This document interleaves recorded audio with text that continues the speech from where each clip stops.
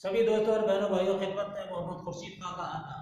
दोस्तों, मैं बोल रहा हूँ उर्दू अदब से। उर्दू अदब आपका चैनल है, आपके लिए ही बना है और हमने इसके ज़ेर एहतमाम उर्दू कोचिंग का इंतज़ाम किया है। तो जो साहब भी हमारी कोचिंग को ज्वाइन करना चाहें तो हमसे रब्ता कर सकते हैं। और ये कोचिंग अलीगढ़ में कायम की गई है। हमारा कॉन्टेक्ट नंबर है 8477965321।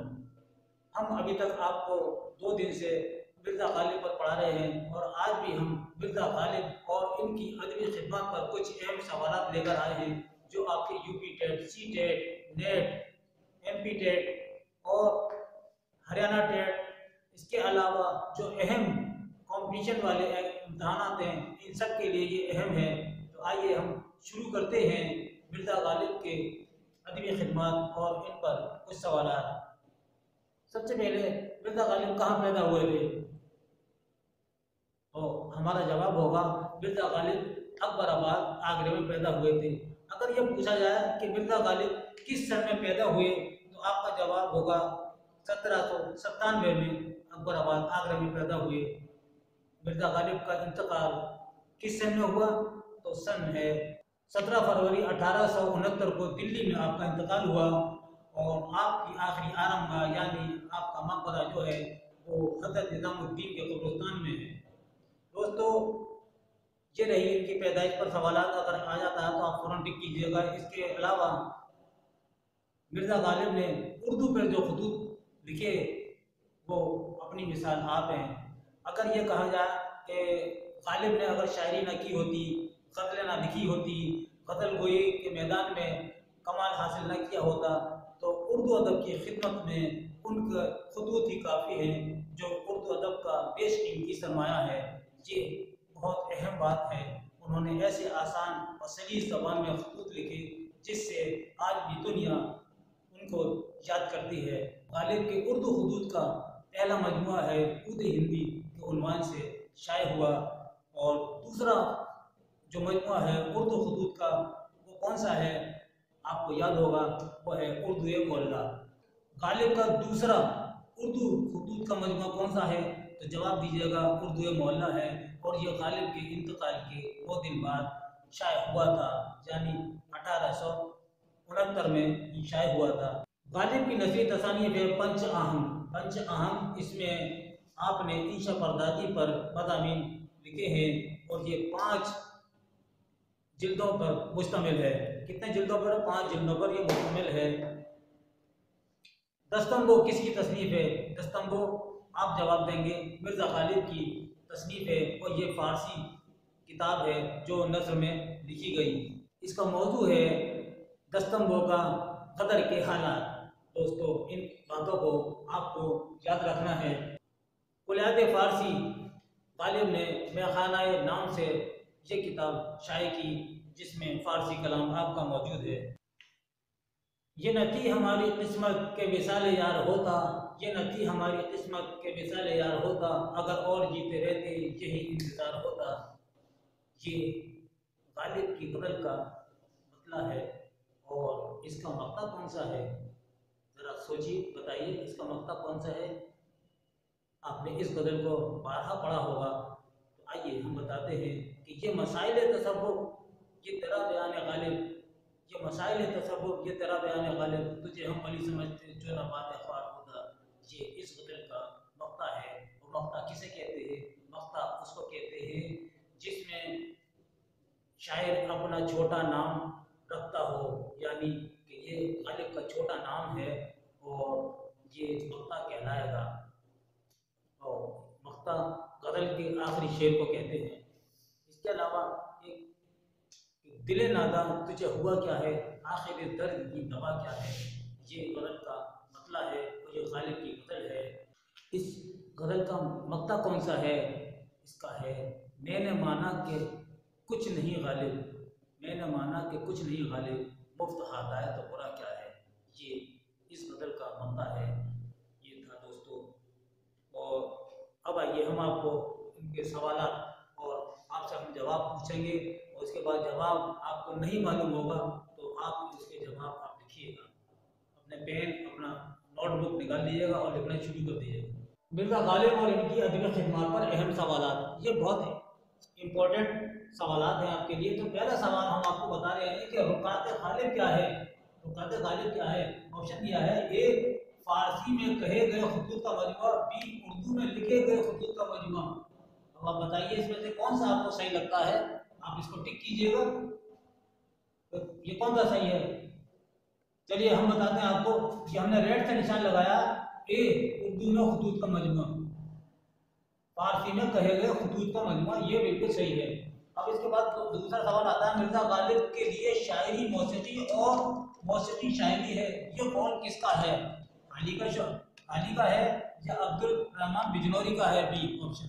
इन दोनों में से आप देखिए कौन सा है, अली है या बी अब्दुल रहमान बिजनौरी है। तो आइए हम आपको बताते हैं, बी अब्दुल रहमान बिजनौरी है, ये बिल्कुल सही है, बी अब्दुल रहमान बिजनौरी। गालिब को हैवान गरीब किसने कहा है?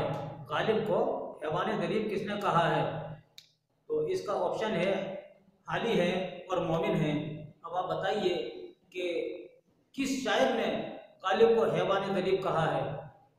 तो आइए हम बताते हैं, ये कहा है हाली ने कहा है, हाली ने हैवान गरीब कहा है। ये सवाल आता है कि किस शायर को हैवान गरीब कहा जाता है? तो आपका जवाब होगा गालिब को हैवान गरीब कहा जाता है। इस सवाल से दो सवाल आपके बने हैं। ये शेर है, ये रोशनी दिमाग था ना रहा, शहर में एक चराग था ना रहा। गालिब की वफात पर ये शेर किसने कहा? गालिब की वफात पर ये शेर किसने कहा? शिबली नौमानी ने कहा या हाली ने कहा? तो हमारा जवाब होगा कि ये शेर गालिब की वफात पर हाली ने कहा। किसने कहा? हाली ने। ये इसका जवाब है, आप नोट कर लीजिए। अगला सवाल है, गालिब ने उर्दू में खत लिखना किस सन में शुरू किए? गालिब ने उर्दू में खत लिखना किस सन में शुरू किए? 1850 में किए या 1870 में किए? तो आप टिक करेंगे 1850, 1850 में शुरू किए, 1850 ईस्वी में शुरू किए। छठा सवाल आता है, ऊद हिंदी क्या है? ऊद हिंदी क्या है? तो आप समझ गए होंगे ऊद हिंदी क्या है। ऊद हिंदी है खुतूत का मजमूआ। किसका है? फारसी का है या उर्दू का है? तो आप जवाब देंगे ऊद हिंदी जो है उर्दू खुतूत का मजमूआ है। सातवां सवाल है, दीवान गालिब को अलहामी किताब किसने कहा है?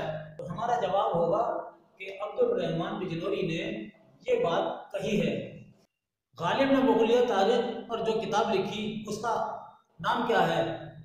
गालिब ने मुगलिया हुकूमत की जो तारीख लिखी उसका नाम क्या है? मेहरे नीमरोज है या कातिया बुरहान है?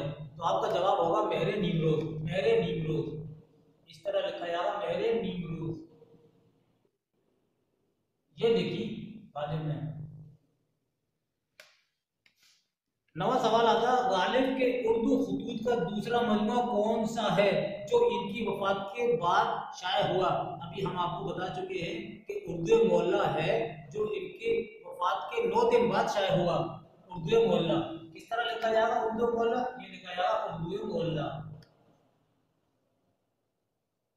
उर्दू मोहल्ला। अब आइए 10वां सवाल आ जाता है कि दर्ज झेल में कौन गालिब का हम असर है? मीर तकीमी और मोमिन। तो आपको याद होगा कि मोमिन गालिब के हम असर हैं। हम असर का मतलब है कि जो साथ में थे, जो आपके साथ साथ थे, जो शायरी करते थे, वो हम असरों में शुमार किए जाते हैं। तो मोमिन, गालिब, ज़ौक़, ये सब आपके हम असर हैं। मुंशी हर गोपाल तफ्ता गालिब के कौन थे? मुंशी हर गोपाल तफ्ता गालिब के कौन थे? तो हमारा जवाब होगा गालिब के दोस्त थे, गालिब के दोस्त। अगला सवाल है 13वां, मिर्ज़ा गालिब का सन वफात कौन सा है? तो अभी हमने बताया था 1869 है इनका सन वफात, यानी इंतकाल हुआ, सन वफात। गालिब ने कुल कितने कसीदे लिखे? गालिब ने सिर्फ 4 कसीदे लिखे। कितने लिखे? 4 कसीदे लिखे। ये इसका सही जवाब है। 15वां सवाल आता है कि पेंशन लेने की गरज से किसने कलकत्ते का सफर किया? तो आपका जवाब होगा कि गालिब ने किया। गालिब अपना पेंशन लेने की गरज से गए थे कलकत्ता, गालिब ने की। 16वां सवाल है, इनमें से उदय हिंदी क्या है? यानी उदय हिंदी किताब जो है वो क्या है? तो उदय हिंदी जो है वो उर्दू सूरत का मजमुआ है, ये गालिब की तसनीफ है। अगला सवाल है 17वां, असद किस शायर का तखल्लुस है? असद किस शायर का तखल्लुस है? असद इस तरह से लिखा जाएगा, असद। असद किस शायर का तखल्लुस है? तो ये गालिब का तखल्लुस है। इब्तिदा में गालिब ने असद तखल्लुस रखा और बाद में गालिब रखा। ये आपको याद रखना होगा, दोनों तखल्लुस गालिब के ही है। गालिब भी का ही आपका तखल्लुस है और असद भी आपका तखल्लुस है। गालिब के खतूत का दूसरा मजमुआ किस नाम से छपा? तो जवाब है उर्दू मोहल्ला के नाम से छपा। ये बदल के सवाल दे दिया है, उर्दू मोहल्ला के नाम से छपा और ये मार्च 1869 में छपा था। 19वां सवाल है, उदय हिंदी किस नौयत की किताब है? उदय हिंदी किस नौयत की किताब है? तो आप जवाब देंगे कि यह खतूत का मजमुआ है। इसका मजमुआ खतूत का मजमुआ। 20वां सवाल है, दीवाने गालिब पहली बार किस सन में शाया हुआ? 1836 में हुआ या 1841 में हुआ? तो हमारा जवाब हुआ 1841 में पहली बार शाया हुआ। 1841 में शाया हुआ। 21वें सवाल की तरफ आ जाते हैं। मसनवी गहरबार, बाद मुखालिफ और चिराग देर का मुसन्निफ कौन है? तो आप बरजस्ता जवाब देंगे, यानी फौरन आप टिक कर देंगे कि ये गालिब की मसनवियाँ हैं। 22वां सवाल है, गालिब की फारसी किताब बहरे नीमरोज का मौजू क्या है? तो सियासी है या तारीखी है? तो आप जवाब देंगे कि अहद तैमूर से हुमायूं के अहद तक के तारीखी वाक़यात हैं।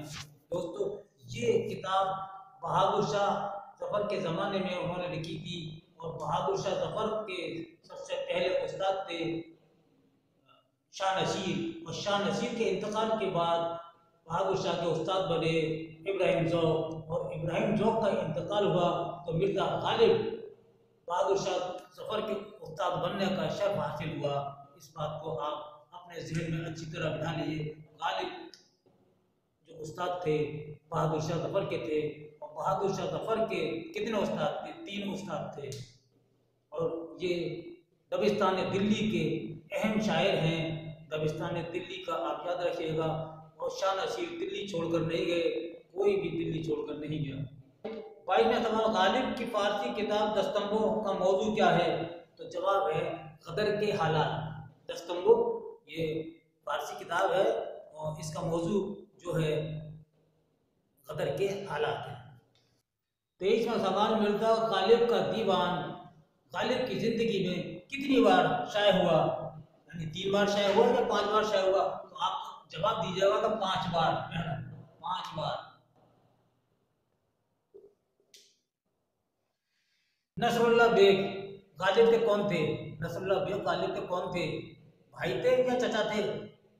आप सोचिए, ये हम पढ़ा चुके हैं आपको, तो ये आपके चचा थे नसरुल्लाह बेग। 25वां सवाल है, गालिब को बहादुर शाह जफर का उस्ताद बनने का शर्फ किस शायर के बाद मिला? तो आपका जवाब होगा कि ज़ौक़ के बाद मिला। ज़ौक़ का इंतकाल के बाद, ज़ौक़ के बाद मिला। ये जवाब है, ज़ौक़ के बाद मिला। 27वां सवाल है, गालिब के मुआसिर कसीदा गो शायर कौन थे? तो जवाब है ज़ौक़ थे, क्योंकि ज़ौक़ आपके हम असर थे और ज़ौक़ कसीदा गो में बड़ा कमाल हासिल किया। अब आइए 28वां सवाल, गालिब का पहला सामान्य निगार कौन है? ये बहुत मशहूर शायर हैं, तो आपका जवाब होगा ये ख्वाजा अल्ताफ़ हुसैन हाली है, जो उन्होंने पहली ज़बान उमरी लिखी गालिब पर। गालिब की मौत पर किसने मरसिया लिखा? गालिब की मौत पर किसने मरसिया लिखा? ये आपको याद होना चाहिए कि हाली ने लिखा, हाली ने लिखा। गालिब की मौत पर जो मरसिया लिखा वो हाली ने लिखा। 30वां सवाल आ जाता है कि बहादुर शाह जफर के दरबार से किस शायर का ताल्लुक है, अमीर खुसरो का है या ज़ौक़ का है? तो आप जवाब देंगे ज़ौक़ का है, और गालिब का भी है और शाह नसीर का भी है। 31वां सवाल, मिर्ज़ा गालिब ने कलकत्ते का सफ़र किस लिए किया था? तो जवाब आप देंगे कि अपनी पेंशन लेने की गरज से गालिब कलकत्ता गए थे। और रामपुर में गालिब किसकी दावत पर गए? तो नवाब रामपुर की दावत पर आप रामपुर गए थे। दोस्तों, जैसा कि हमने बताया कि हमने कोचिंग का इंतज़ाम किया है, तो ये हमारी कोचिंग का ये बैनर लगा हुआ है, इसको आप देख सकते हैं। आज हमने आपको पढ़ाया है मिर्ज़ा गालिब और इनकी अदबी खिदमत पर कुछ अहम सवालात, और ये सवालात आपके लिए बड़े ही मुफीद और कारगर साबित होंगे। अपनी कीमती राय से हमें ज़रूर मुतला फरमाइएगा। इसके साथ ही अपने भाई अपने दोस्त मोहम्मद खुर्शीद खां को अगले वीडियो तक के लिए इजाज़त दीजिए। अल्लाह हाफ़िज़।